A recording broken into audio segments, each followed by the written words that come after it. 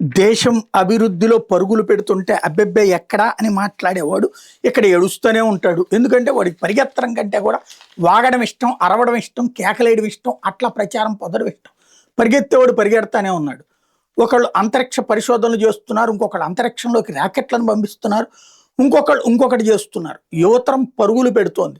పని పాట చెయ్యని వాళ్ళు మాత్రమే కేకలు అరుపులతో కాలక్షేపం చేస్తున్నారు. భారతదేశపు పరుగులో కొత్త విశేషం ఏంటి అంటే దేశంలో కోటీశ్వర సంఖ్య వేగంగా పెరుగుతుంది. గడిచిన 5 ఏళ్లలో కొత్తగా 434 మంది బిలియనీర్లుగా ఎదిగారు. 5 ఏళ్లలో దేశవ్యాప్తంగా బిలియనీర్ల సంఖ్య 142 నుంచి 576కి పెరిగింది. ఇదేది తల్లిదండ్రుల వారసత్వం నుంచి కాదు, కొత్తగా సంపాదించగలిగారు. అంటే కొత్తగా వ్యాపారాలు చేసి సెటిల్ అవుతున్నటువంటి వాళ్ళు. ఆదాయ పన్ను ఐటీ రిటర్న్స్ దాఖలు చేసినటువంటి వాళ్ళ ఆధారంగా ఈ బిలియనీర్ సంఖ్యను లెక్కించారు. 100 కోట్లకు పైగా ఆదాయ పన్ను ఐటీ రిటర్న్స్ దాఖలు చేసిన వాళ్ళది.